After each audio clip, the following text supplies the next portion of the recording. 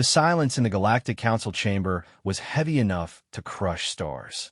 Ambassador Zethkar of the Vraxian Empire shifted uncomfortably in his crystalline chair, his 6 eyes darting between the holographic displays showing the devastation. What they were seeing should have been impossible. The humans, those primitive bipeds from the backwater world called Earth, had just wiped out an entire hegemony battle fleet in less than 12 minutes. "Run the recording again," commanded High Counselor Yilthara, her melodious voice betraying none of the shock that rippled through her telepathic field.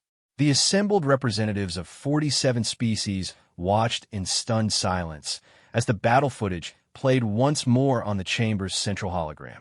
The Terran Defense Fleet had numbered exactly 37 ships. The hegemony punitive force that had been sent to discipline humanity for their refusal to submit to galactic law had consisted of over 400 vessels, including 3 dreadnoughts and a Planet Cracker-class destroyer. The mathematics should have been simple. The outcome should have been foregone. Instead, the galaxy had witnessed something that would be discussed in hushed whispers for millennia to come. Ambassador Krentai of the peaceful Aldorian collective leaned forward, his luminescent skin flickering with distress patterns. How was this possible? Our intelligence reports indicated that human technology was at least 2 centuries behind standard galactic specifications. Apparently, drawled the reptilian Senator Vosik from his environmental pod filled with methane. Our intelligence was somewhat lacking. The recording showed the moment everything changed. The human fleet had been retreating, as expected, falling back toward their home system in what appeared to be a desperate attempt to protect their world. The hegemony forces had pursued with the confidence of predators chasing wounded prey. Then, without warning, space itself seemed to twist. What the galaxy had been watching was humanity's first deployment of their dimensional anchor technology, though they wouldn't learn that name for several more hours. To the aliens watching, it appeared as though reality had hiccuped. One moment, the hegemony fleet was advancing in perfect formation, their shields gleaming and weapons charging. The next moment, they were simply gone, not destroyed in any conventional sense, not vaporized by superior firepower or torn apart by advanced weaponry. They had been removed from existence so completely that even their quantum signatures vanished from the universe's memory. "Dimensional manipulation," whispered Dr. Alessandra of the Cerebral Institute, her massive cranium pulsing with bioluminescent thought patterns. "They've somehow weaponized dimensional physics in a way we didn't think was possible." The truth was both simpler and more terrifying than the assembled aliens could imagine. Humanity hadn't developed this technology in isolation. They had been preparing for this moment for 73 years, ever since first contact with the galactic community had gone so spectacularly wrong. The year was 2157 by human reckoning, when the first alien vessels had appeared in Earth's solar system. Humanity had been excited, hopeful, ready to join a larger community of intelligent species among the stars. They had prepared gifts, messages of peace, demonstrations of their art and culture. They had dreamed of sharing knowledge, of learning from civilizations that had traveled the void for millennia. Instead, they had been presented with the Galactic Subjugation Accords. The document had been simple in its arrogance. Humanity was to surrender all claims to their solar system, relocate to designated reservation worlds, and provide a tithe of their population for use as manual labor. In return, they would be allowed to exist under the benevolent protection of the galactic hegemony. The human response had been equally simple: go to hell. What followed was 73 years of the most focused, determined, and ruthlessly innovative scientific development in human history. While the galaxy assumed they were hiding in their star system like frightened animals, humanity had been working, not just on weapons or shields or faster ships, but on understanding the fundamental nature of reality itself. They had started with Einstein's equations and worked their way through quantum mechanics, dimensional theory, and concepts that most galactic species wouldn't discover for another 1,000 years. They had built machines that could peer into the spaces between spaces, reactors that drew power from the zero-point field, and computers that calculated using the quantum foam itself as their processing matrix. Most importantly, they had learned to be patient. The hegemony had sent increasingly larger inspection fleets over the decades, testing human defenses, probing for weaknesses.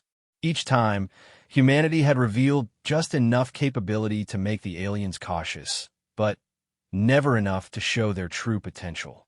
They had played the part of a developing species, gradually improving their technology at a rate that seemed natural and non-threatening. Until today, Ambassador Zethkar finally found his voice. The Hegemony Council will demand answers. They will want to know what happened to their fleet, and they will want assurances that this aberration cannot be repeated. High Counselor Yilthara's expression was unreadable, but her telepathic emanations carried undertones of deep concern. Perhaps, she said carefully, we should first attempt to understand what we are dealing with. Has anyone actually spoken with the humans since this incident? The question hung in the air like a toxic cloud. The truth was that nobody had tried to contact Earth since the battle.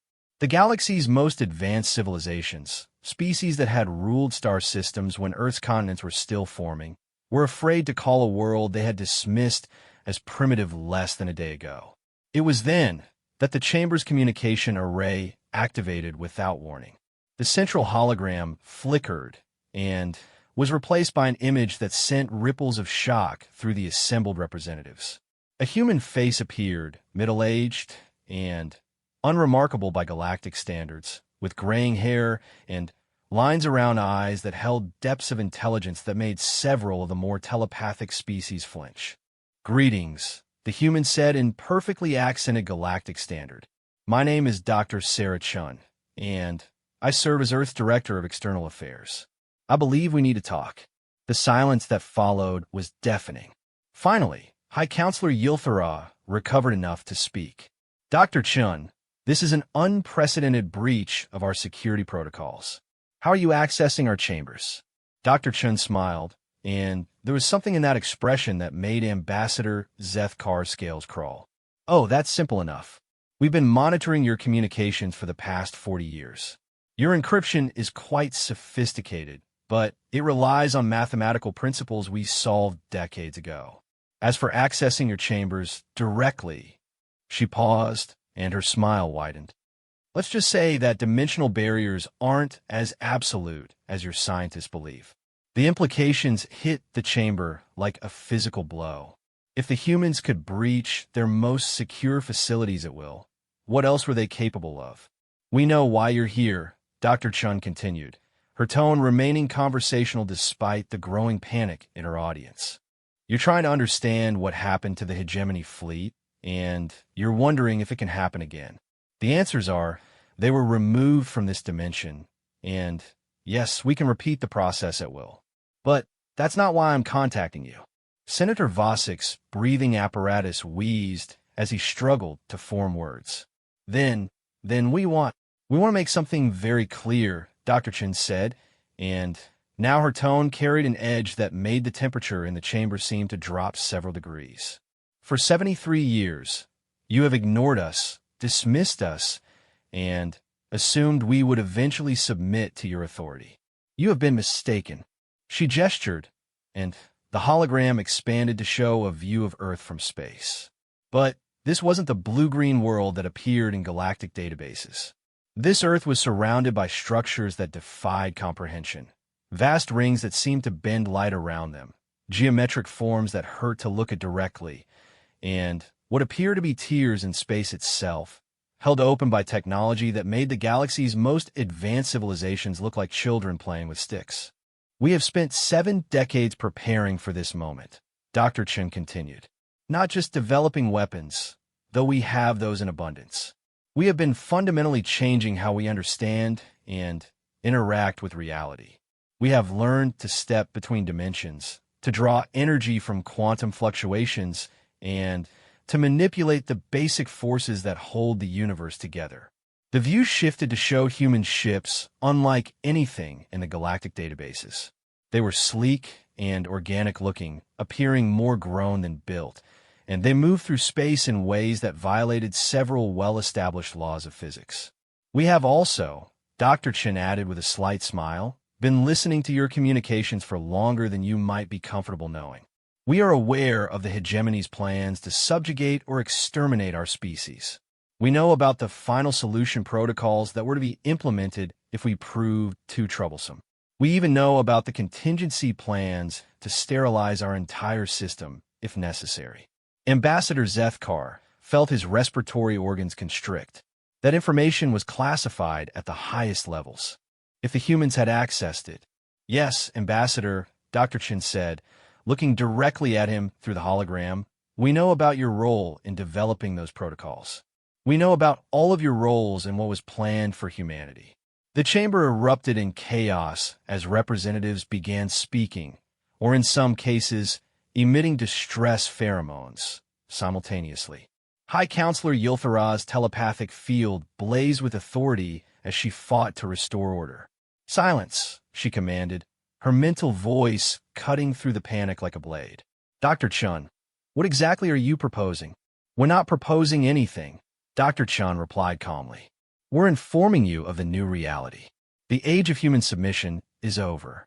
We will no longer tolerate threats, ultimatums, or demands for tribute.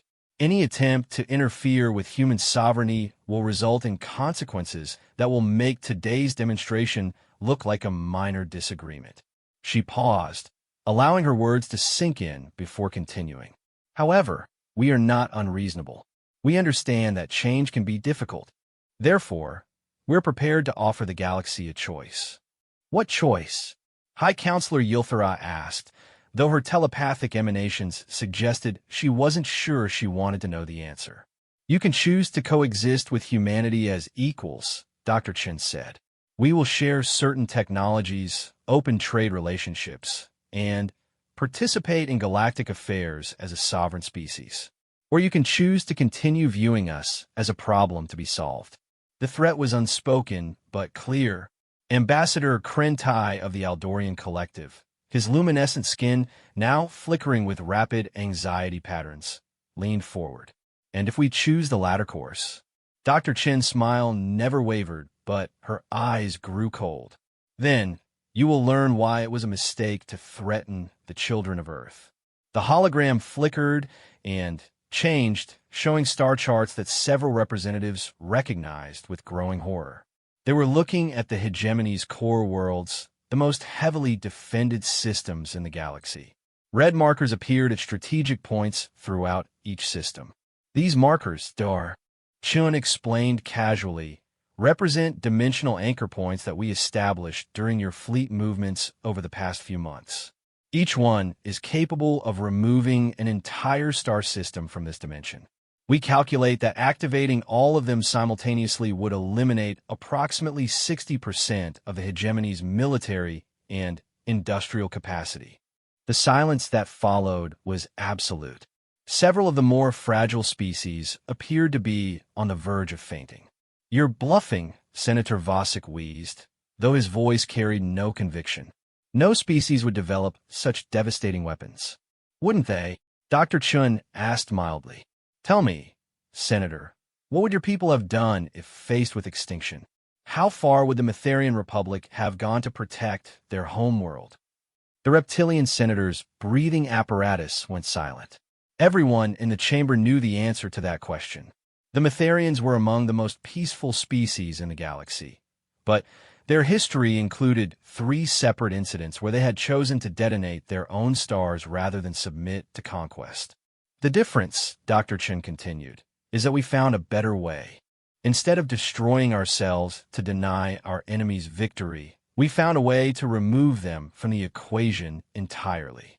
And, unlike your historical solutions, ours is reversible. This revelation sent new shock waves through the chamber. Ambassador Zethkar's voice cracked as he asked, Reversible? The hegemony fleet still exists, Dr. Chen confirmed. They're currently located in a dimensional pocket that we've prepared for such purposes. Time passes differently there. What seems like hours to them will be years in our dimension. They're unharmed, but they're also completely unable to affect events in our reality.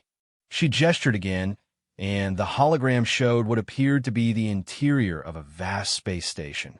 The missing hegemony ships were visible, floating motionless in a blue-tinged void. Their crews could be seen moving about their vessels, apparently unaware that anything unusual had happened. "We could return them to our dimension at any time," Dr. Chen said. "We could also leave them there indefinitely. The choice is entirely ours." High Counselor Yilthara's mental emanations carried undertones of desperate hope. "What would it take for you to release them?" "Simple," Dr. Chen replied. "The Galactic Hegemony will formally recognize Earth as a sovereign world and humanity as a free species. All claims to our solar system will be abandoned. All protocols for human subjugation or extermination will be permanently deleted. And all species will be free to engage with humanity on terms of mutual respect and benefit." The terms were far more reasonable than anyone had expected, which somehow made them more terrifying. A species with the power to erase fleets from existence was asking for nothing more than basic recognition and respect. "There must be more," Ambassador Zethkar said suspiciously. "No species develops such power simply to secure independence." Dr. Chen's expression grew thoughtful. "You're right, of course. Our goals extend beyond mere survival." The hologram shifted to show images of human colonies on worlds that didn't appear in any galactic database. "We have been expanding carefully and quietly for the past 3 decades. Not through conquest, but through exploration and settlement of unclaimed systems." The revelation hit the chamber like another physical blow. If humanity had been expanding without galactic knowledge or approval, how many worlds might they control? How large was their true territory? "We currently maintain colonies on 87 worlds across 23 star systems," Dr. Chun continued, as if reading their thoughts. "Each is protected by the same dimensional manipulation technology you witness today. Each is prepared to defend itself if necessary." She paused, allowing the implications to sink in. "But we prefer cooperation to conflict. We would rather share the galaxy than fight for it." Ambassador Krentai's luminescent skin was now cycling through rapid patterns of confusion and fear. 87 worlds? How did our surveys miss entire human colonies? "Because we didn't want you to find them," Dr. Chen replied simply. "Our stealth technology is comprehensive. We can hide entire star systems from detection if necessary." The chamber erupted in chaos again as representatives tried to process the implications. If humans could hide that much activity from the galaxy's most advanced sensor networks, what else might they be concealing? High Counselor Yilthara fought to regain control. "Dr. Chen, you must understand that what you're describing represents a fundamental shift in galactic power structures. Changes of this magnitude cannot be implemented overnight." "Of course not," Dr. Chen agreed. "We're prepared to be patient. After all, we've been patient for 73 years already. But our patience is not unlimited." She gestured once more, and the hologram displayed a countdown timer. "You have 72 hours to provide your answer. If the Galactic Council formally recognizes human sovereignty within that time frame, we will release the captured fleet and begin negotiations for our official integration into galactic society. If not," the timer continued its relentless countdown, each second marking the approach of an ultimatum that could reshape the galaxy. "If not," Dr. Chun continued, "we will assume that the galaxy has chosen conflict over cooperation, and we will respond accordingly." The hologram flickered and vanished, leaving the chamber in stunned silence. The assembled representatives sat motionless, trying to process the magnitude of what they had just learned.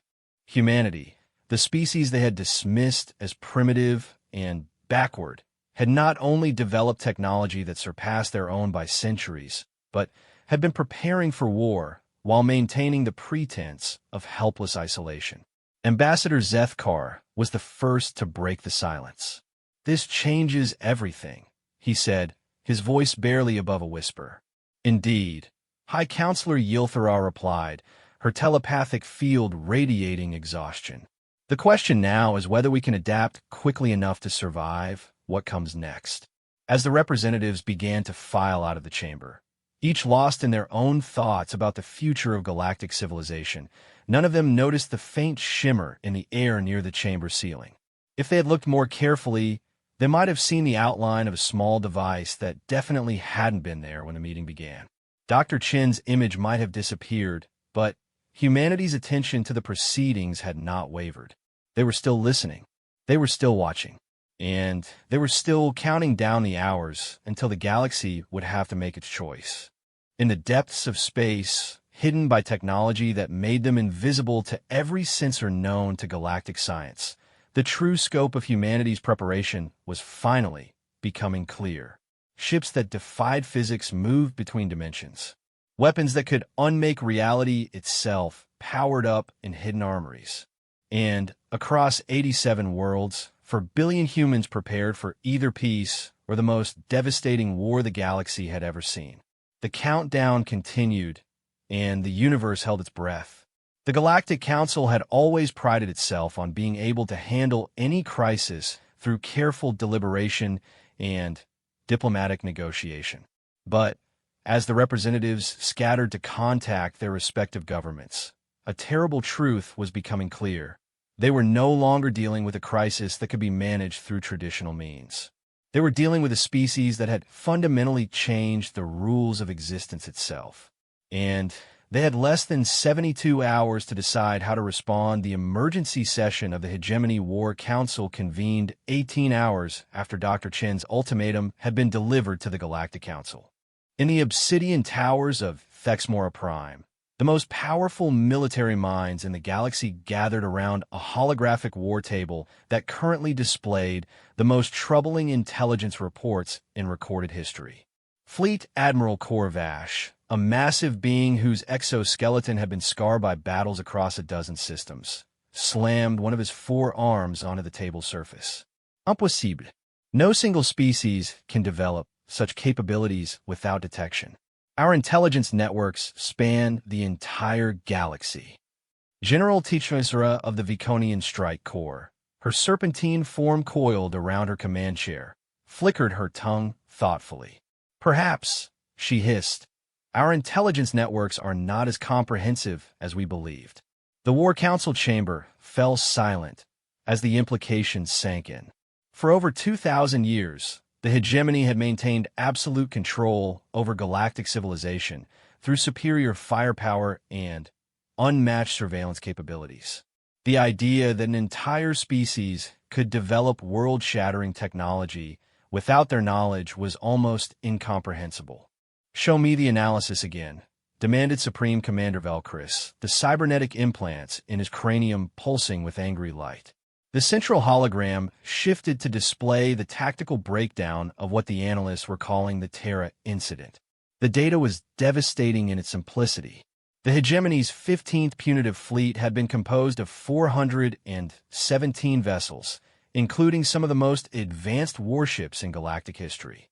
The human response had consisted of 37 ships of unknown configuration and capabilities that had appeared to be retreating until the moment they implemented whatever technology had erased the entire hegemony force from reality. Dimensional manipulation on this scale should be impossible, stated Dr. Rendar, the War Council's chief scientific advisor. His crystalline form chimed softly as he adjusted the holographic display. The energy requirements alone would exceed the output of most star systems. Admiral Corvash's mandibles clicked irritably. Yet they accomplished it anyway. The question is, can we counter it? The question hung in the air like a funeral shroud. The truth was that none of the galaxy's most advanced civilizations had any idea how to defend against weapons that could remove matter from existence itself. Their shields were designed to absorb or deflect energy. Their armor was built to withstand kinetic impacts and exotic radiation. Nothing in their arsenals was equipped to deal with technology that simply deleted its targets from reality. There may be another approach, General Teachnosera suggested, her voice carrying the cold calculation that had made her one of the hegemony's most effective commanders. If we cannot counter their technology directly, perhaps we can eliminate the source. Supreme Commander Velcris turned his cybernetic attention toward her. Elaborate. The humans claim to control 87 worlds across 23 star systems, she continued. But even with their stealth capabilities, they cannot hide the fundamental signatures of inhabited planets. Atmospheric composition, electromagnetic emissions, thermal output. These things can be detected if we know what to look for. Dr. Rendar's crystalline form brightened with understanding. You're suggesting a comprehensive deep space survey, using specialized sensors calibrated for human life signs. Exactly, General HFY Story confirmed. Once we locate their hidden colonies, we can implement the final solution protocols simultaneously across all human-controlled systems. Even their dimensional manipulation technology cannot protect them if they're caught completely by surprise. The final solution protocols have been developed during the early years of galactic expansion, when the hegemony had encountered species too dangerous to be allowed to exist. The strategy was simple in its ruthlessness. Coordinated strikes using planet-killer weapons to sterilize entire star systems before their inhabitants could mount an effective response. Admiral Korvash's scarred exoskeleton gleamed in the chamber's lighting. The protocols require unanimous approval from all War Council members. Are we prepared to commit to the complete extermination of the human species? The question was met with a moment of contemplative silence.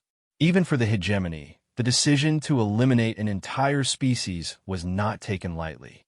But, as the council members reviewed the tactical data, the terrifying scope of human capabilities became impossible to ignore.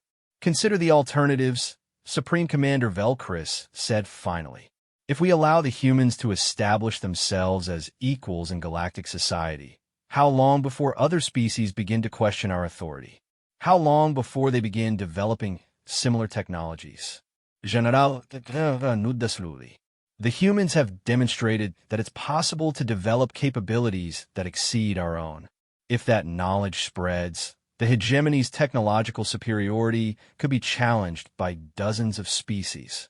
Dr. Rendar's form chimed with agreement. Furthermore, the humans have shown a disturbing willingness to use their capabilities aggressively. They eliminated an entire fleet without warning or negotiation. What happens when they decide that the hegemony itself is a threat to be removed? The logic was inescapable. Humanity represented an existential threat to the established order of galactic civilization. Their technology was beyond anything the hegemony could counter. Their expansion had proceeded undetected for decades, and their approach to conflict resolution appeared to involve simply deleting their enemies from existence. Very well, Admiral Korvash said grimly. I vote for implementation of the final solution protocols. Agreed, stated General HFY Story. Seconded, confirmed Dr. Rendar. Supreme Commander Velcris's cybernetic implants flickered as he processed the decision. The motion is unanimous. Dr. Rendar, how long will you need to modify our survey equipment for human detection?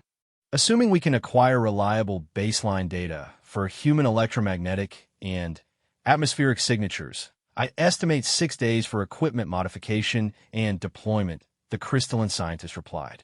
Then, we have a timeline, Supreme Commander Velcris concluded. Dr. Rendar will oversee the technical preparations. General HFY Story will coordinate fleet deployments. Admiral Korvash will handle intelligence gathering and target identification. Operation Void Dawn is now our highest priority. As the War Council members began to disperse, none of them noticed the faint shimmer that had appeared in the chamber's upper corner. If they had looked more carefully, they might have seen the outline of a device that definitely hadn't been there when their meeting began. But even if they had noticed it, they wouldn't have understood what they were seeing. The device was smaller than a grain of sand, built using manufacturing techniques that wouldn't be discovered by galactic science for another millennium. It existed partially in their dimension and partially in quantum space, making it effectively invisible to any sensor technology known to the hegemony. Most importantly, it had been recording everything.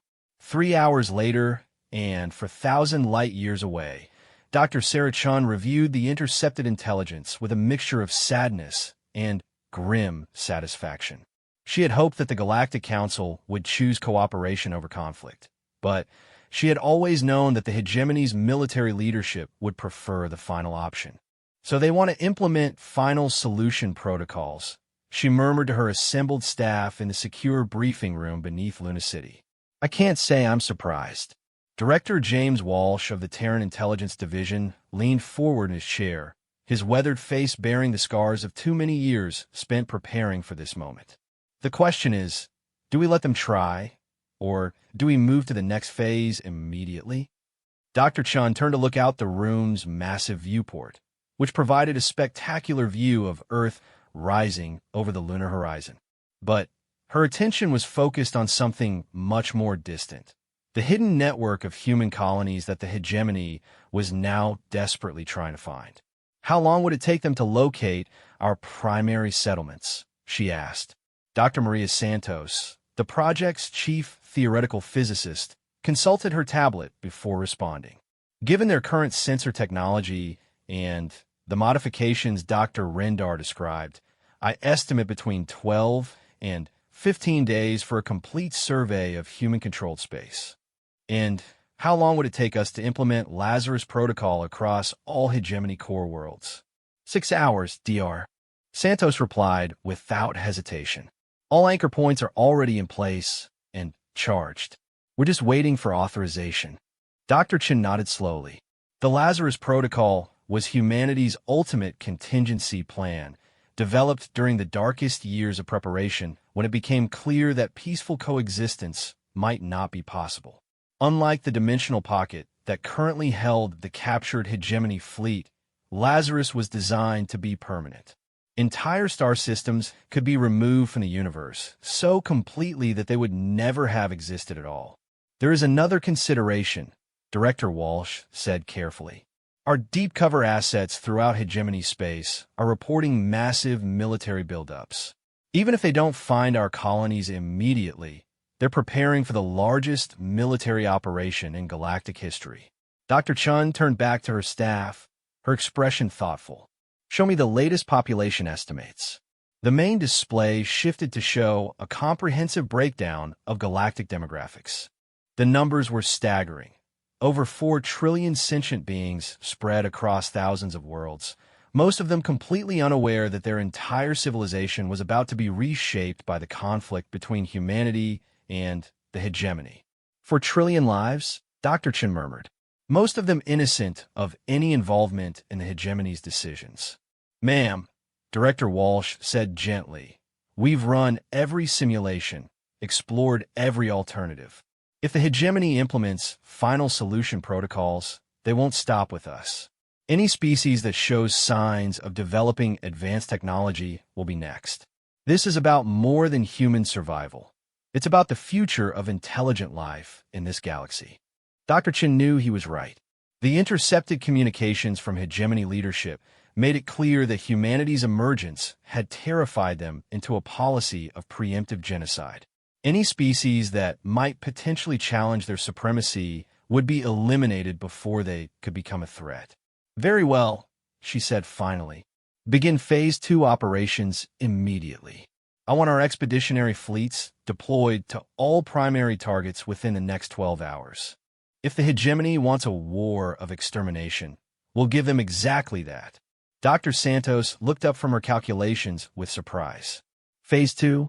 Ma'am, shouldn't we attempt negotiation first? The Galactic Council still has 46 hours to respond to our ultimatum. The Galactic Council was never the real decision-maker, Dr. Chin replied. The Hegemony War Council has already made their choice. They're going to try to exterminate us, which means we need to remove them from the equation before they can locate our colonies. She activated the room's secure communication system, establishing links to human command centers across 87 worlds. All station commanders, this is Director Chun. Operation Lazarus is authorized effective immediately. Begin Phase 2 deployment. The response was immediate.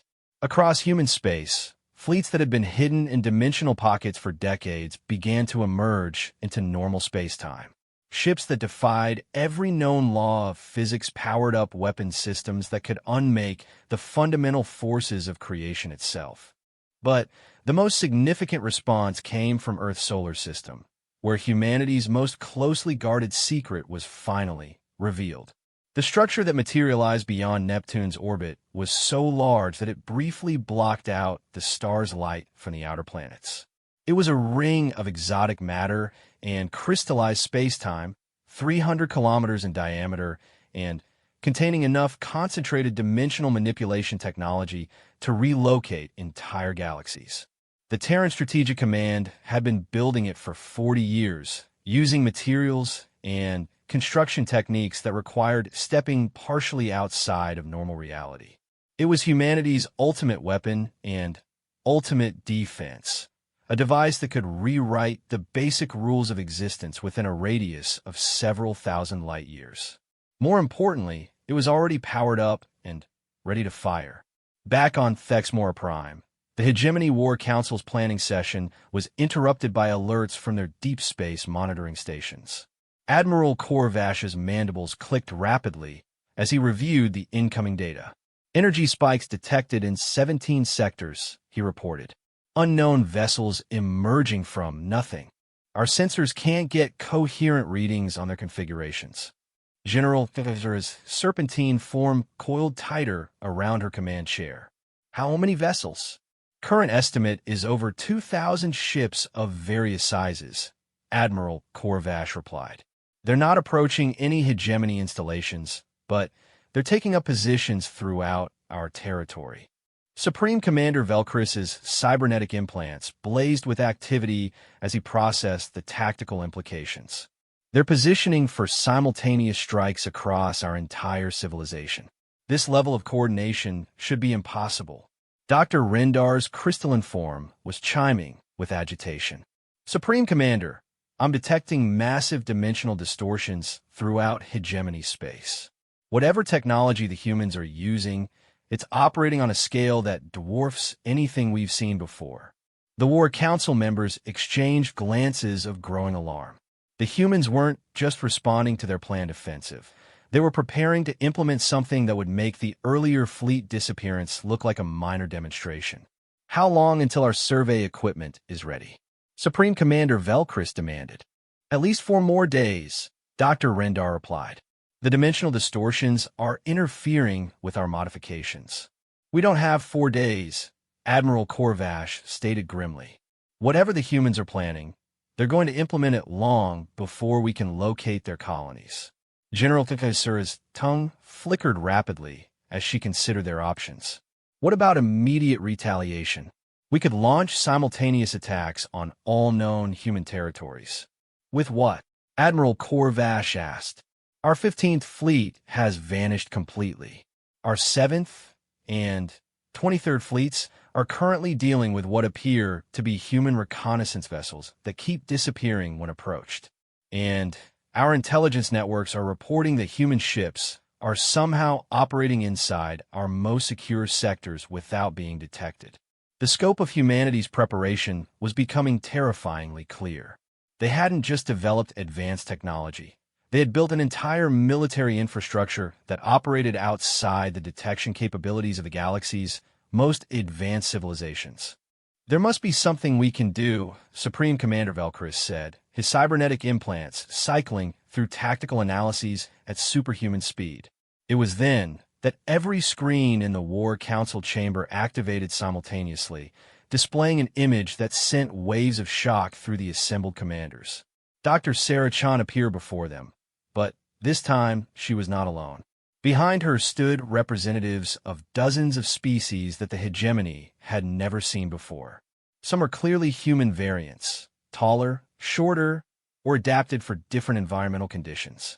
But others were completely alien, bearing no resemblance to any species in the galactic databases. Greetings, Dr. Chun said, her voice carrying across the chamber's speakers with perfect clarity. I believe introductions are in order. She gestured toward the beings behind her. Supreme Commander Velcris, Admiral Korvash, General Tikasura, Dr. Rendar, I'd like you to meet the other founding members of the Terran Alliance. The revelation hit the War Council like a physical blow.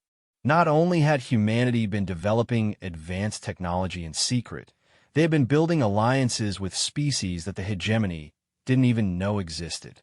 The beings you see behind me, Dr. Chun continued, represent 43 different species from various dimensions and alternate realities. Some are human variants from parallel timelines.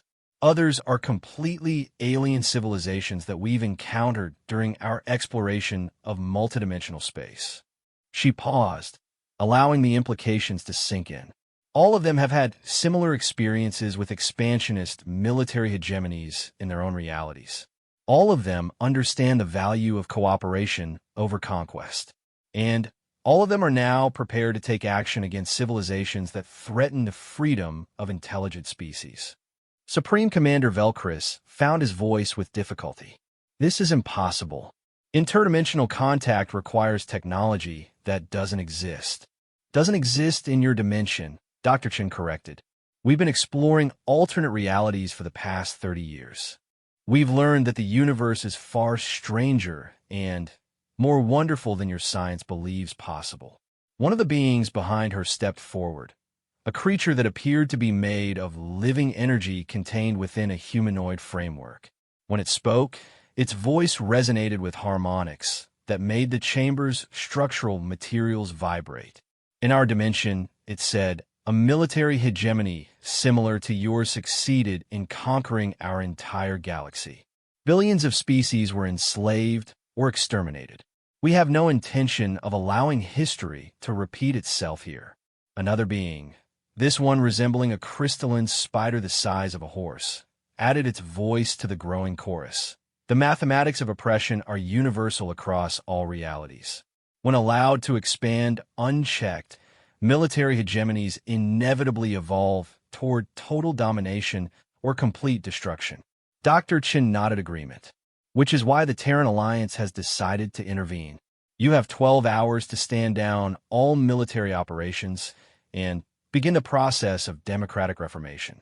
All enslaved or subjugated species will be granted immediate independence. All weapons of mass destruction will be placed under international oversight. Admiral Korvash's mandibles clicked with nervous agitation. And if we refuse, then you'll be removed from this dimension, Dr. Chen replied simply. Not destroyed, removed. You will be relocated to a reality where you can pursue your expansionist ambitions without threatening innocent civilizations. The offer was more merciful than anything the hegemony had ever provided to its enemies, which somehow made it more terrifying than any threat of destruction. The idea that they could simply be erased from their own universe and dumped into an alternate reality was beyond their comprehension.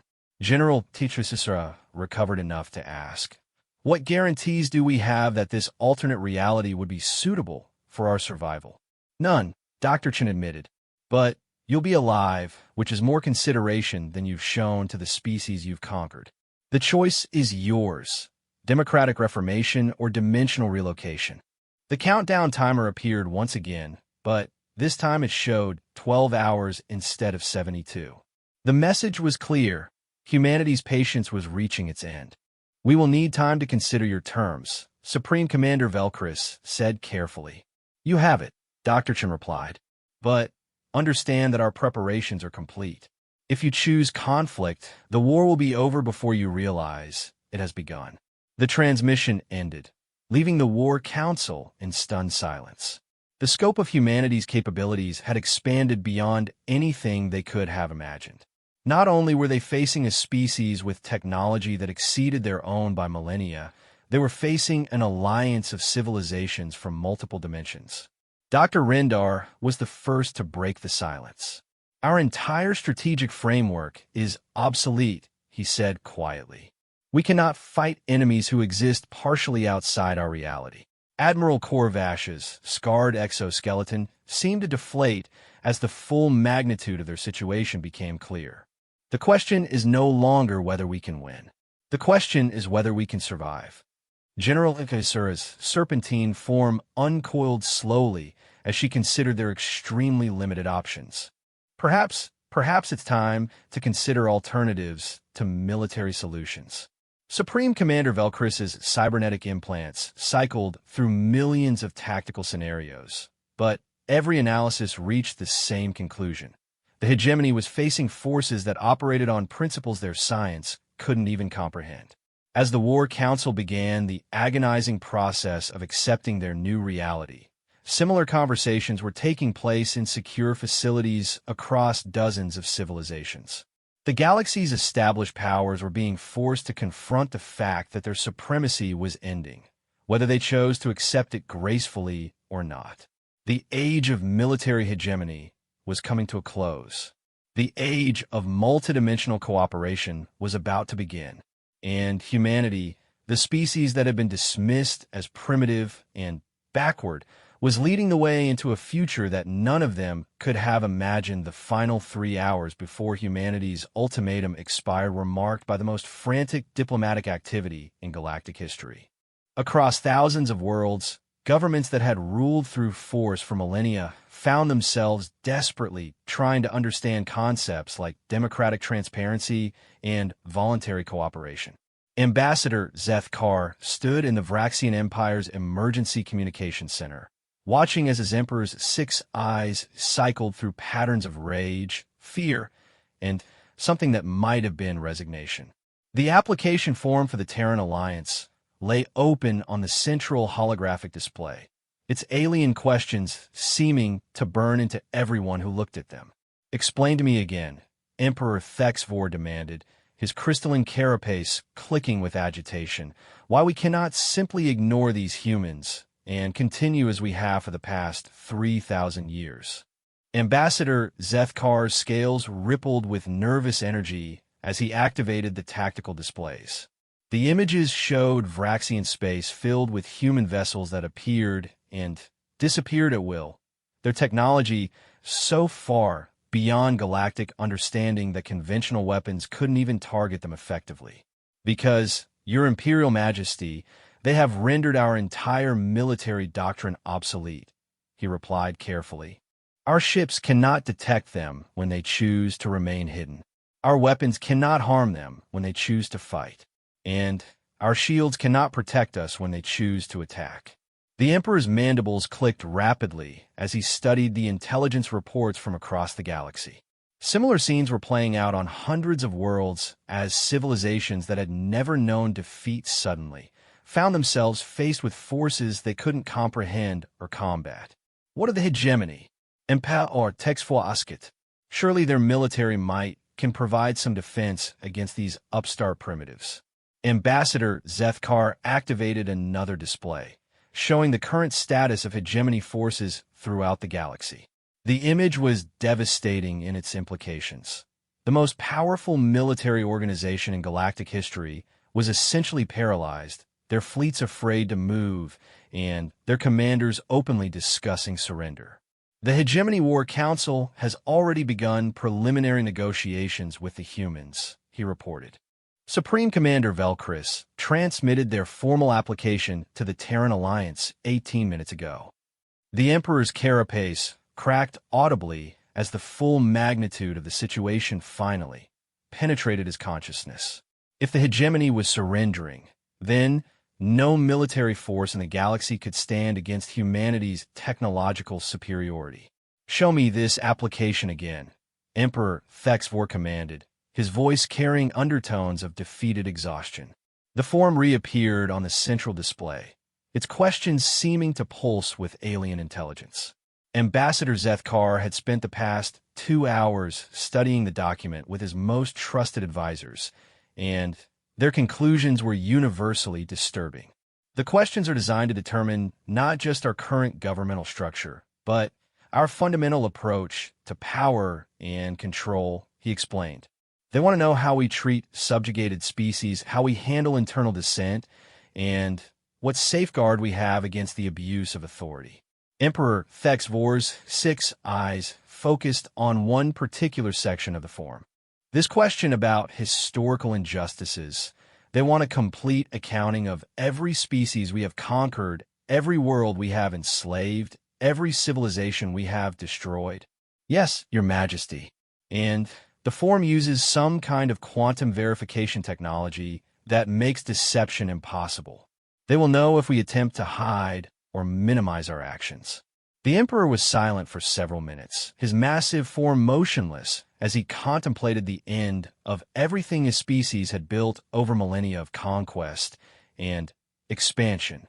Finally, he spoke in a voice that carried the weight of civilizations.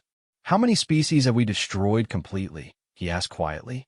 Ambassador Zethkar consulted his records with growing dread. 47 confirmed extinctions, Your Majesty. Hundreds of others reduced to pre-industrial populations and relocated to reservation worlds. And how many beings currently serve the Empire in slave labor? Approximately 14 billion across our controlled territories. Emperor Thexvor's carapace seemed to deflate as he processed the numbers. If we submit this application honestly, we will be confessing to genocidal crimes on a scale that staggers comprehension. They will demand reparations, punishment, complete restructuring of our entire civilization. Yes, Your Majesty, Ambassador Zethkar agreed. But if we refuse to apply, or if we attempt to deceive them, the alternative is dimensional relocation to an unknown reality. And from what we've observed of human capabilities, that relocation would be immediate and permanent. Similar conversations were taking place across the galaxy as civilizations that had built their power through conquest and oppression found themselves forced to confront the full scope of their historical crimes. The Terran Alliance application process was designed not just to assess current governmental structures, but to create a complete record of each species' approach to power and their willingness to make amends for past injustices. On the bridge of the Hegemony Command Vessel Eternal Dominion, Supreme Commander Velcris stared at his completed application with something approaching horror. The quantum verification technology had forced him to provide details about military operations that had been classified at the highest levels for centuries. "Sir," his aide reported nervously, "the application has been submitted. We should receive a response within the next few minutes." Supreme Commander Velcris nodded grimly. The Hegemony's application included confessions to over 3,000 separate acts of genocide, the enslavement of hundreds of species, and the systematic destruction of any civilization that had shown signs of developing advanced technology independently. The response, when it came, was not what anyone had expected. Dr. Sarah Chin's image appeared on the command bridge, but this time she was not alone. Behind her stood beings representing dozens of different species, including several that Supreme Commander Velcris recognized as supposedly extinct civilizations. "Supreme Commander," Dr. Chin said, her tone carrying a mixture of sadness and determination, "thank you for your honesty. Your application has been reviewed by the Alliance Council, and we have reached a decision regarding the Hegemony's petition for membership." Supreme Commander Velcris felt his cybernetic implants cycling through stress patterns as he prepared for judgment. "What is your decision, Dr. Chun?" "Your application has been accepted," she replied, which clearly wasn't the response he had expected. "However, your membership will be conditional upon the implementation of comprehensive reparations and governmental restructuring protocols." The bridge fell silent as the crew struggled to process this information. They had confessed to crimes that should have resulted in their complete destruction, yet they were being offered membership in the most advanced civilization in galactic history. "I don't understand," Supreme Commander Velcris said finally. "We have committed atrocities on a scale that is unfortunately common among civilizations that develop military superiority without corresponding moral advancement," Dr. Chen interrupted gently. "The universe is full of species that have made similar mistakes. What matters is not the crimes you have committed, but your willingness to acknowledge them and make amends." She gestured toward the beings behind her, and Supreme Commander Velcris realized with growing amazement that several of them were representatives of species the Hegemony had supposedly exterminated. The Kithaeron Collective, which your forces destroyed 400 years ago, Dr. Chun continued. They exist in 17 alternate dimensions, and they have voted to support your rehabilitation rather than demand punishment. The Veltheri Republic, enslaved by hegemony forces 6 centuries past, they have agreed to participate in the reconstruction of your governmental systems. The revelation was staggering. Not only had these civilizations survived the hegemony's attempts at extinction, they were willing to forgive and work toward redemption rather than revenge. How is this possible? Supreme Commander Velcris asked, his voice barely functional. Because, said a new voice, and the view shifted to show a being that Supreme Commander Velcris recognized as a Kithaeron. We have learned that hatred and revenge only perpetuates cycles of violence. The Alliance taught us that redemption is always possible for those who genuinely seek it. The Kithaeron's crystalline form chimed softly as it continued.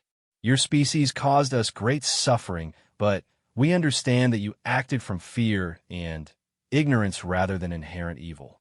With proper guidance and support, the hegemony can become a force for creation rather than destruction. Dr. Chin nodded agreement.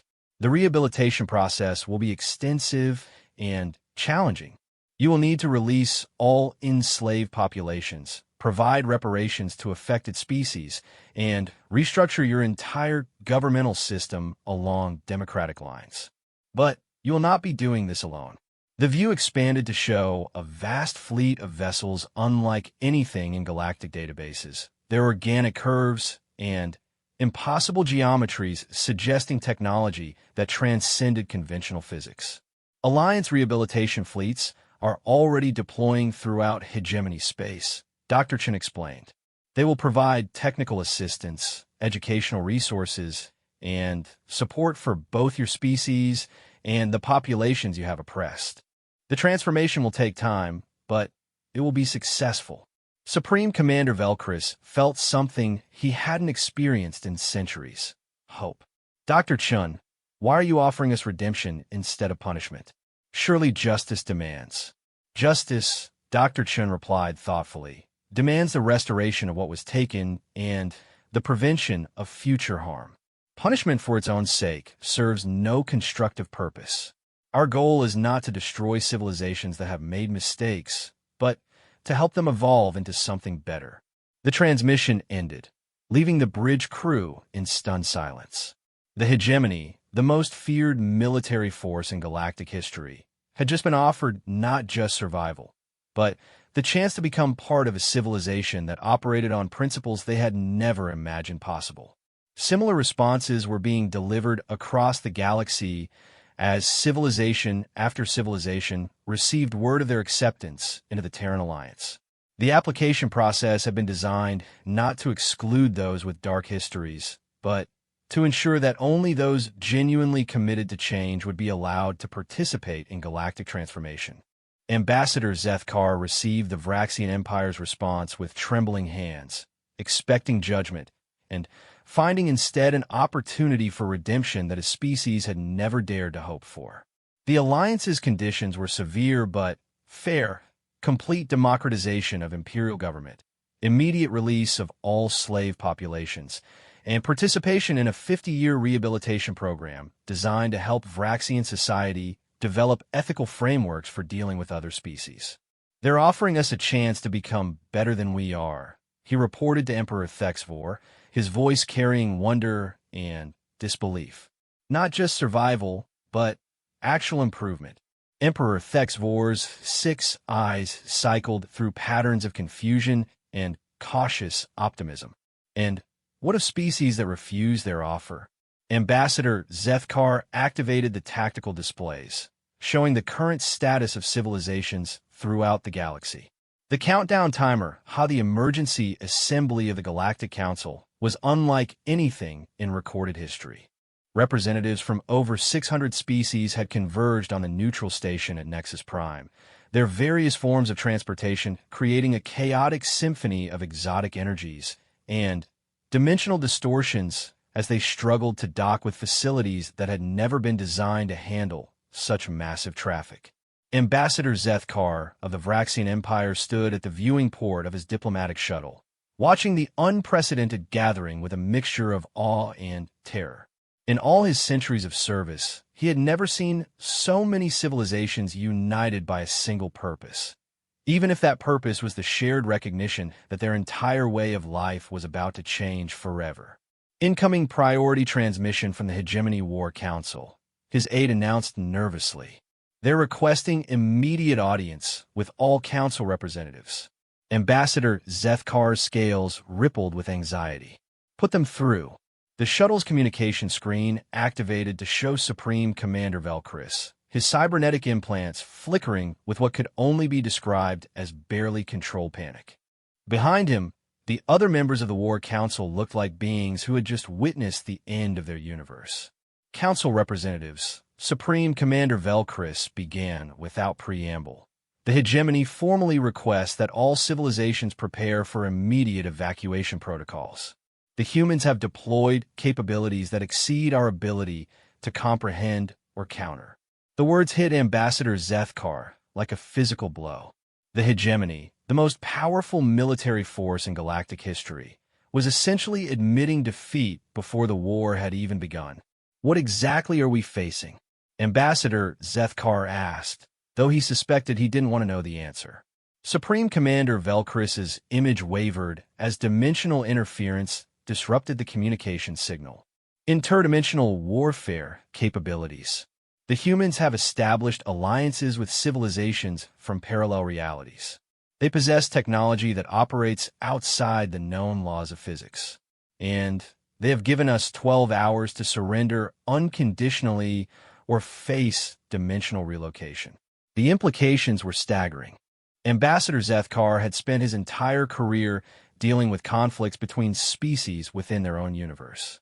The idea of facing enemies who existed partially in alternate realities was beyond anything galactic civilization had ever encountered. "What are your recommendations?" he asked. "Survival," Supreme Commander Velchris replied bluntly. "The age of military supremacy is over. We can either adapt to the new reality or be removed from it entirely." The transmission ended, leaving Ambassador Zethkar alone with thoughts that seemed to spiral beyond his ability to control them. As his shuttle completed its docking procedures with Nexus Prime, he tried to prepare himself for what would undoubtedly be the most important council session in galactic history. The main assembly chamber had been expanded to accommodate the unprecedented attendance. But even with additional space, the sheer number of representatives created an atmosphere of barely controlled chaos. Species that had been enemies for millennia found themselves sitting side by side, united by the common recognition that their traditional conflict had become meaningless in the face of humanity's emergence. High Counselor Yilthara's telepathic field blazed with authority as she called the session to order, but even her formidable mental presence seemed diminished by the scope of the crisis they faced. "Representatives of the galactic community," she began, her voice carrying to every corner of the vast chamber. "We have gathered here to address the most significant threat to our civilization in recorded history. The species known as humanity has demonstrated technological capabilities that render our existing military and political structures obsolete." A ripple of fear and uncertainty swept through the assembled representatives. Ambassador Krentai of the peaceful Aldorian Collective, his luminescent skin flickering with rapid anxiety patterns, leaned forward in his specialized chair. "High Counselor, do we have any reliable intelligence about the true scope of human capabilities?" "Unfortunately," High Counselor Yilthara replied, "our intelligence appears to have been completely inadequate. What we believe to be a single species confined to one star system has proven to be a multidimensional alliance, controlling territory that extends beyond our ability to map or comprehend." The chamber erupted in chaos as representatives began speaking, or in some cases, emitting distress pheromones simultaneously. The revelation that humanity's expansion had proceeded undetected for decades was terrifying enough. but the confirmation that they possessed interdimensional allies elevated the threat to existential levels. Senator Vosik of the Matherian Republic, his breathing apparatus wheezing with agitation, managed to make himself heard above the confusion. Are we certain that negotiation is possible? Perhaps if we offered complete withdrawal from human-claimed territories. His words were cut off as every screen in the chamber activated simultaneously. The image that appeared sent waves of shock through the assembled representatives, not because of what they saw, but because of what it represented. Dr. Sarah Chan stood before them once again, but this time she was clearly speaking from inside the council chamber itself. Behind her, they could see the actual assembly hall with its distinctive architecture and the assembled representatives visible in the background. "Greetings," Dr. Chen said, her voice carrying across the chamber speakers. "I apologize for the unconventional approach, but I felt it was important to address the galactic community directly." High Counselor Yilthara's telepathic field blazed with alarm. "Dr. Chun, this is an unprecedented breach of our security. How are you present in our chambers?" Dr. Chen smiled, and there was something in that expression that made Ambassador Zethkar's scales crawl with primordial fear. "Oh, I'm not actually present in your chambers. What you're seeing is a dimensional projection. I'm currently speaking to you from the Terran Alliance headquarters, which exists in a pocket dimension adjacent to your reality." She gestured, and the view behind her shifted to show a glimpse of something that defied comprehension. The assembled representatives found themselves looking at what appeared to be a vast space station constructed from crystallized mathematics and pure energy, populated by beings from dozens of different realities. "I wanted to address some of the misconceptions that seem to have developed about our intentions," Dr. Chan continued. "The Terran Alliance is not interested in conquest or domination. We have no desire to rule your civilizations or claim your territories." Ambassador Krentai's luminescent skin flickered with confused hope. "Then, what do you want from us?" "Freedom," Dr. Chun replied simply. "Freedom for humanity to exist without the threat of subjugation or extermination. Freedom for all species to develop their potential without interference from military hegemonies. And freedom for intelligent life to explore the infinite possibilities that exist beyond the boundaries of any single reality." She paused, her expression growing more serious. "Unfortunately, the current structure of galactic civilization makes such freedom impossible. The hegemony's response to our emergence has been to plan the complete extermination of our species. This is unacceptable." General Vikasura's serpentine form was visible on one of the chamber's communication screens as she participated in the discussion from the Hegemony War Council chambers. "Dr. Chun, surely you must understand that your capabilities represent a threat to galactic stability.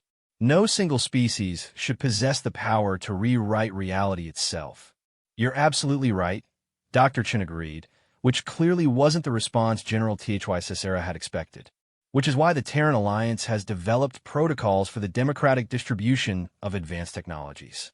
We believe that all species should have access to the tools they need to protect themselves and explore their potential." The revelation sent new shock waves through the chamber. The idea that humanity was willing to share their reality-altering technology was almost as terrifying as their threat to use it aggressively. Dr. Chun gestured again, and the holographic display showed detailed technical specifications for devices that the assembled representatives couldn't even begin to understand. Dimensional manipulation technology, quantum reality anchors, multiversal communication systems. All of this will be made freely available to any civilization that commits to democratic governance and the protection of individual freedoms. Supreme Commander Velcris's cybernetic voice crackled across the communication links. "What you're proposing would fundamentally alter the nature of galactic civilization. The power structures that have maintained order for millennia would be destroyed." "Yes," Dr. Chin replied without hesitation. "That's precisely the point. The current power structures are based on the ability of advanced civilizations to dominate less developed ones through superior firepower. We're offering an alternative, a galactic community based on cooperation, mutual respect, and shared access to the tools of transcendence. Ambassador Zethkar found his voice with difficulty. And if we refuse your offer? Dr. Chin's smile never wavered, but her eyes grew cold. Then, you will have chosen to maintain a system that is fundamentally incompatible with human survival. And we will respond accordingly. The holographic display shifted to show real-time images of the dimensional anchor points that had been established throughout hegemony space. The red markers had multiplied since their last viewing, now covering virtually every major installation in the galaxy. Every military facility, every government center, every orbital platform that has been used to maintain the current order of oppression has been marked for dimensional relocation, Dr. Chun explained calmly. We can remove them all from this reality in a matter of minutes. High Counselor Yultharaz's telepathic emanations carried undertones of desperate calculation. Dr. Chun, what you're describing would result in the collapse of galactic civilization. Billions of beings would die in the chaos that followed. Would they? Dr. Chun asked mildly. Let me show you something.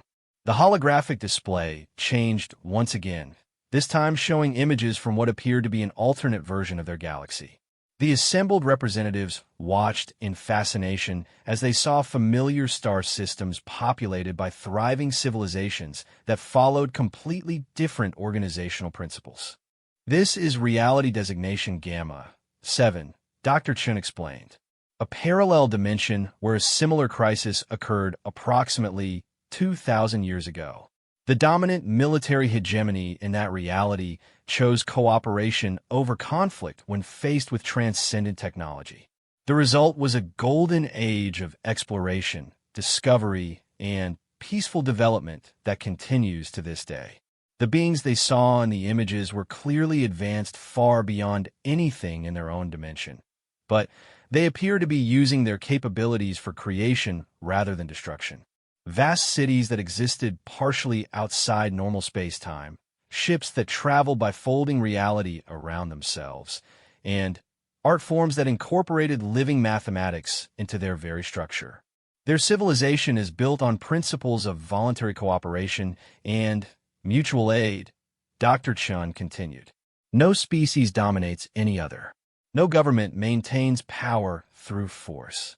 And all beings have access to the tools they need to explore their potential across infinite dimensions. Senator Vossick's breathing apparatus hissed with something that might have been wonder. How is such organization possible without central authority? Through technology that makes scarcity obsolete and communication that makes misunderstanding impossible, Dr. Chen replied. When any species can access infinite resources and instantaneous translation of not just language, but thought itself, the traditional sources of conflict simply disappear. She gestured toward the assembled representatives. This is what we're offering your civilization. Not conquest, not domination, but transformation into something greater than any of you have imagined possible. Ambassador Krentai's luminescent skin was cycling through patterns of awe and confusion. But surely there must be some cost, some price for such advancement. The price is simple, Dr. Chen said. You must abandon the idea that any species has the right to dominate any other. You must accept that diversity of thought and approach is more valuable than uniformity of control. And you must be willing to extend the same freedom to others that you demand for yourselves. The chamber fell silent as the representatives struggled to process the magnitude of what was being offered. The transformation from a galaxy ruled by military might to one governed by cooperative principles seemed almost impossible to comprehend. It was then that Admiral Korvash's scarred voice crackled across the communication links. Dr. Chun, assuming we were to accept your terms, what guarantees do we have that humanity won't simply become the new dominant power? How do we know that your offer of equality is genuine? Dr. Chen's expression grew thoughtful. An excellent question, Admiral. Let me show you something that should address your concerns. The holographic display shifted to show the interior of what appeared to be a vast assembly hall filled with beings from hundreds of different species and realities. At the center of the space was a complex geometric structure that seemed to exist in more dimensions than the eye could follow. This is the Terran Alliance Council Chamber, Dr. Chen explained. The geometric structure you see is a multidimensional democracy engine, a device that allows direct democratic participation from beings across multiple realities simultaneously. She pointed to different sections of the structure. Every decision that affects more than one species must be approved by a majority of affected parties. No single civilization, including humanity, can impose its will on any other. The technology makes such dominance literally impossible. The implications were staggering. A democracy that operated across multiple dimensions, with built-in safeguards against the concentration of power, was beyond anything the assembled representatives had ever imagined. Furthermore, Dr. Chun continued, the Alliance operates on principles of voluntary association. Any species or civilization can withdraw from cooperation at any time, though they would lose access to Alliance technologies in the process. General Linkazer's serpentine form was visible on the communication screen, coiled tighter than ever as she processed the information. You're describing a complete reorganization of how intelligent life organizes itself. Such changes cannot be implemented overnight. Of course not, Dr. Chen agreed. We anticipate a transition period of several decades as civilizations adapt to new organizational principles and integrate Alliance technologies. The process will be gradual, voluntary, and supported by extensive technical and educational resources. High Counselor Yiltharaz's telepathic field carried undertones of exhausted resignation. Dr. Chun, what you're proposing represents the end of galactic civilization as we know it. Yes, Dr. Chun replied cheerfully. That's exactly what we're proposing. The question is, do you want to be part of building something better? Or do you want to cling to a system that has brought you to the edge of species-wide extinction? The countdown timer appeared once again, showing that less than 8 hours remained until humanity's ultimatum expired.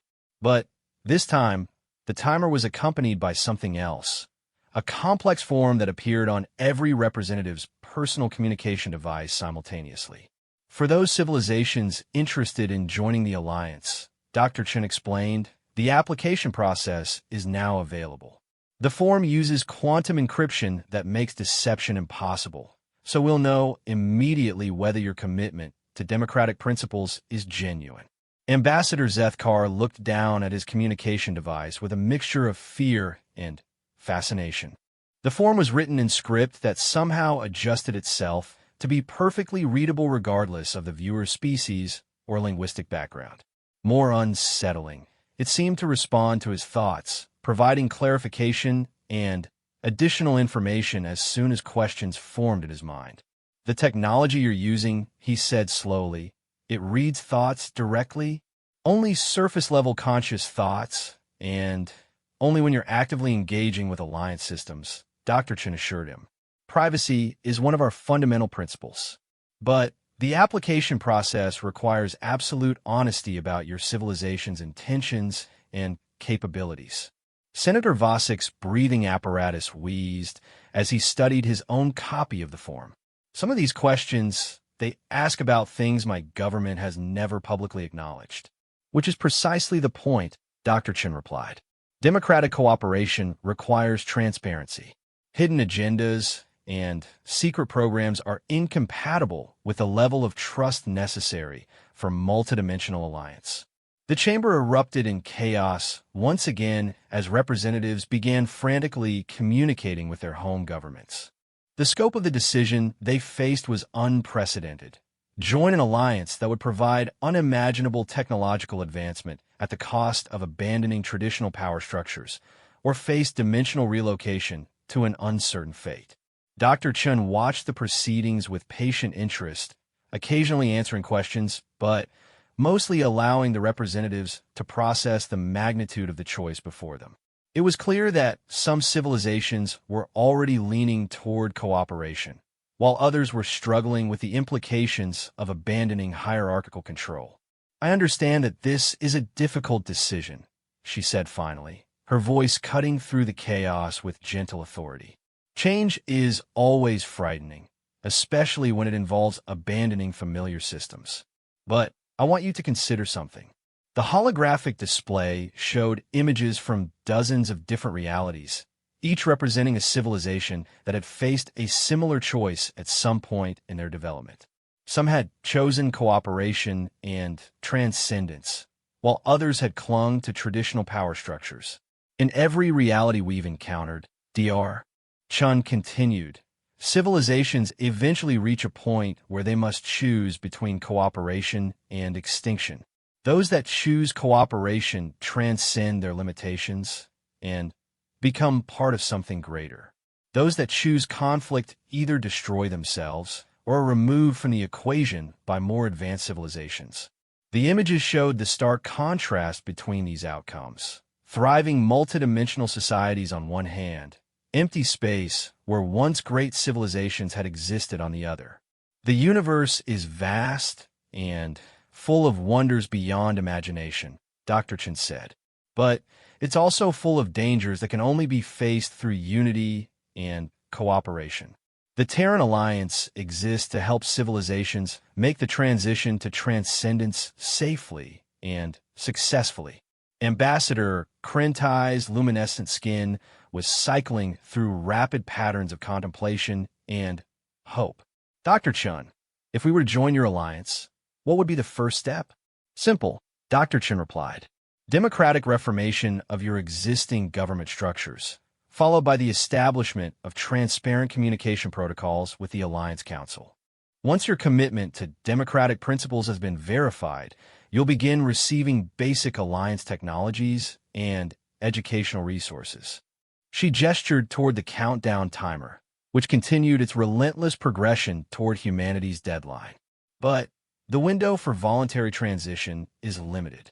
Once the timer reaches 0, we'll proceed with forced reformation of galactic civilization. Those who choose cooperation now will have significant input into the process. Those who wait will have no choice but to accept whatever structure we implement." The threat was clear, but it was also accompanied by genuine opportunity. The assembled representatives found themselves facing a choice between voluntary participation in their own transformation or involuntary subjugation to humanity's vision of proper galactic organization. High Counselor Yilthara's telepathic field blazed with the weight of impossible decisions. "Dr. Chun, we will need time to consult with our respective governments." "Of course," Dr. Chun agreed. "But remember that time is limited. In 6 hours, the choice will be made for you." The holographic projection flickered and vanished, leaving the chamber in stunned silence. The assembled representatives sat motionless, each lost in their own thoughts about the future of their civilization and their place in a galaxy that was about to be transformed beyond recognition. Ambassador Zethkar looked down at the application form on his communication device, its alien script somehow more readable than his own native language. The questions it asked were searching and comprehensive, requiring a level of honesty that his government had never practiced in its dealings with other civilizations. But as he considered the alternatives, dimensional relocation or forced reformation, he began to understand that honesty might be the only path to survival. Around the chamber, similar conversations were taking place as representatives contacted their home governments and began the process of deciding whether their civilizations would voluntarily join the new galactic order or be compelled to accept it through force. The countdown continued, each second marking the approach of a transformation that would reshape the galaxy forever. And in the depths of space, hidden fleets of impossible ships waited patiently for the moment when they would either welcome new allies or impose humanity's vision of justice on a universe that had forgotten what freedom meant. The final 3 hours before humanity's ultimatum expired were marked by the most frantic diplomatic activity in galactic history. Across thousands of worlds, governments that had ruled through force for millennia found themselves desperately trying to understand concepts like democratic transparency and voluntary cooperation.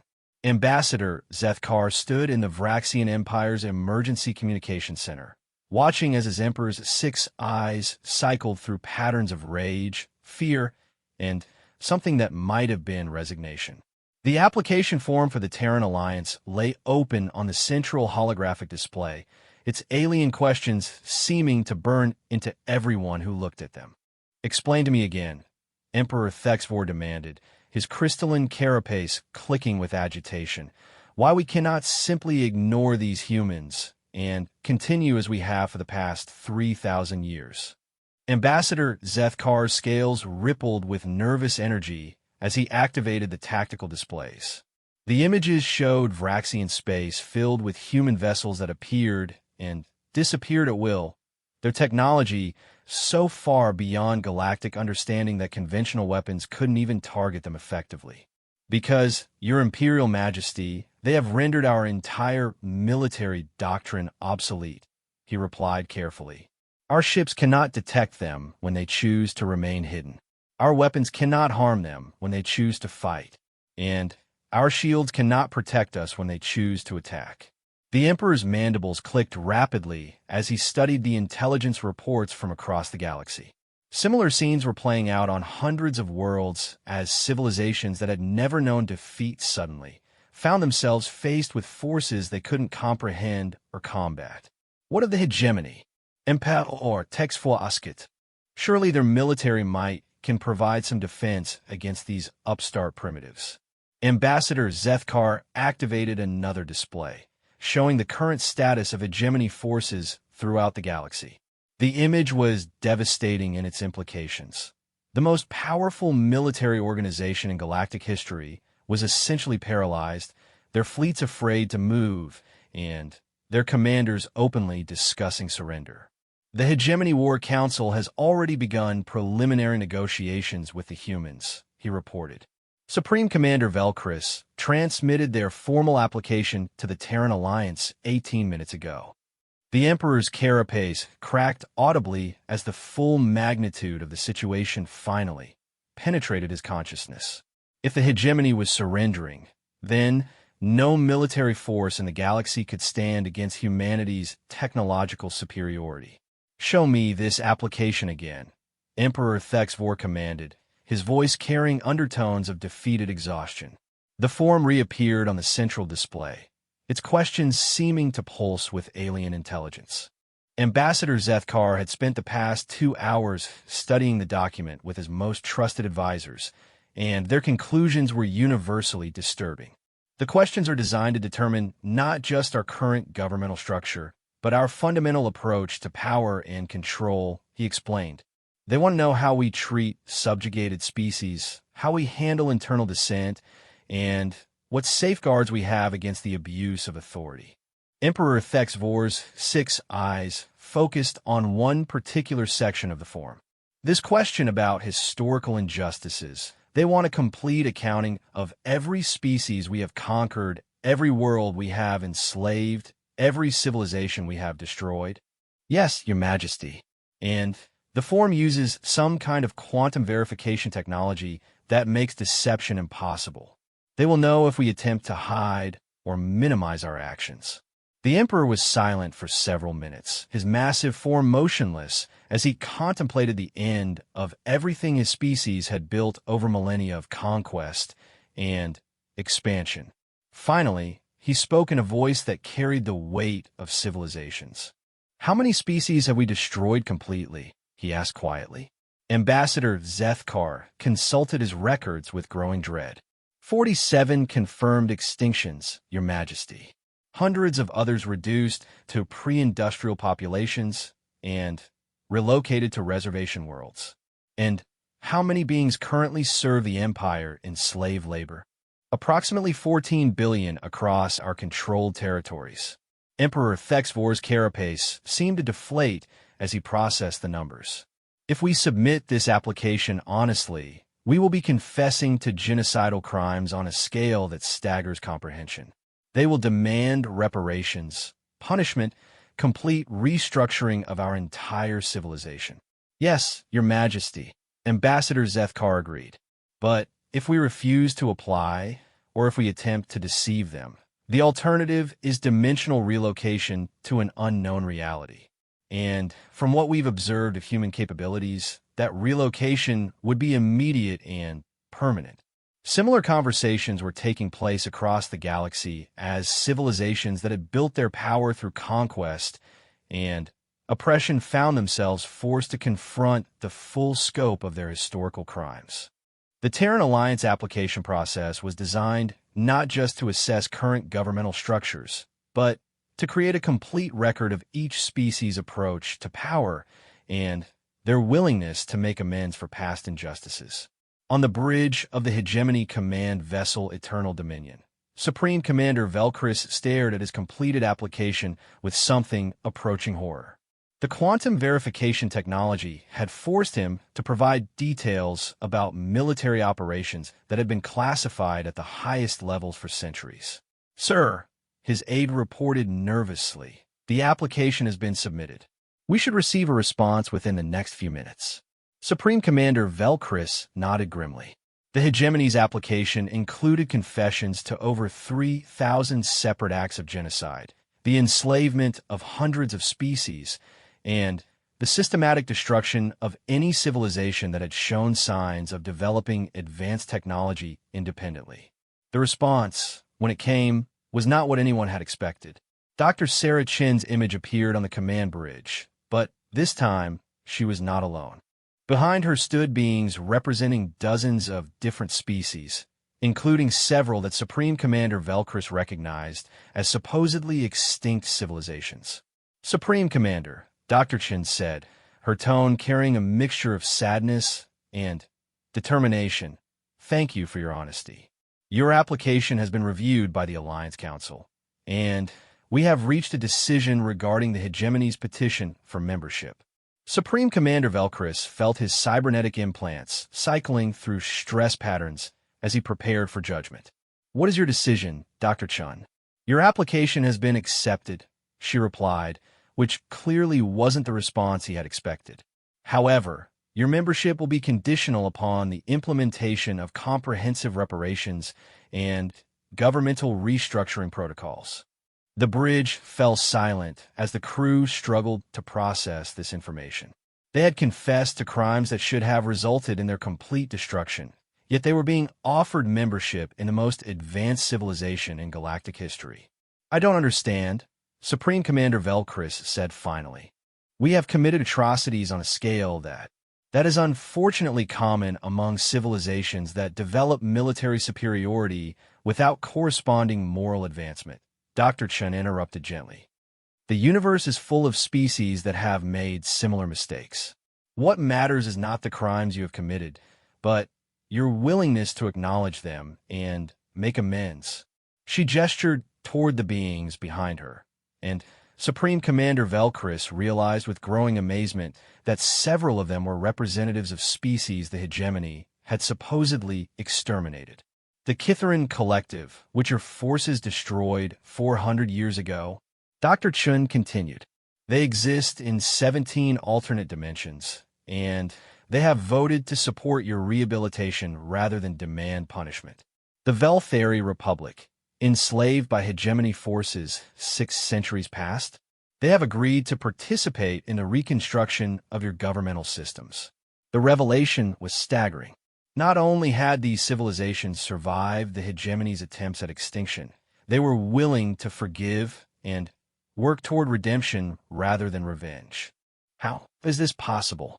Supreme Commander Velcris asked, his voice barely functional. "Because," said a new voice, and the view shifted to show a being that Supreme Commander Velcris recognized as a Kitharin. "We have learned that hatred and revenge only perpetuates cycles of violence. The Alliance taught us that redemption is always possible for those who genuinely seek it." The Kitharin's crystalline form chimed softly as it continued. "Your species caused us great suffering, but we understand that you acted from fear and ignorance rather than inherent evil. With proper guidance and support, the hegemony can become a force for creation rather than destruction." Dr. Chin nodded agreement. "The rehabilitation process will be extensive and challenging. You will need to release all enslaved populations, provide reparations to affected species, and restructure your entire governmental system along democratic lines. But you will not be doing this alone. The view expanded to show a vast fleet of vessels unlike anything in galactic databases. Their organic curves and impossible geometries suggesting technology that transcended conventional physics. Alliance rehabilitation fleets are already deploying throughout hegemony space, Dr. Chen explained. They will provide technical assistance, educational resources, and support for both your species and the populations you have oppressed.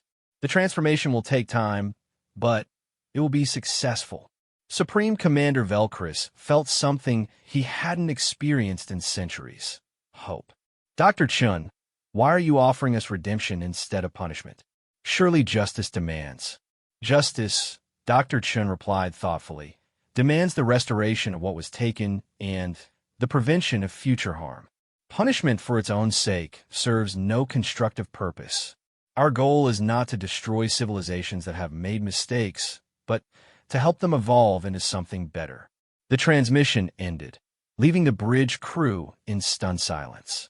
The hegemony, the most feared military force in galactic history, had just been offered not just survival, but the chance to become part of a civilization that operated on principles they had never imagined possible. Similar responses were being delivered across the galaxy as civilization after civilization received word of their acceptance into the Terran Alliance. The application process had been designed not to exclude those with dark histories, but to ensure that only those genuinely committed to change would be allowed to participate in galactic transformation. Ambassador Zethkar received the Vraxian Empire's response with trembling hands, expecting judgment, and finding instead an opportunity for redemption that his species had never dared to hope for. The Alliance's conditions were severe but fair: complete democratization of imperial government, immediate release of all slave populations, and participation in a 50-year rehabilitation program designed to help Vraxian society develop ethical frameworks for dealing with other species. They're offering us a chance to become better than we are, he reported to Emperor Thexvor, his voice carrying wonder and disbelief. Not just survival, but actual improvement. Emperor Thexvor's 6 eyes cycled through patterns of confusion and cautious optimism. And what of species that refused their offer? Ambassador Zethkar activated the tactical displays, showing the current status of civilizations throughout the galaxy. The countdown timer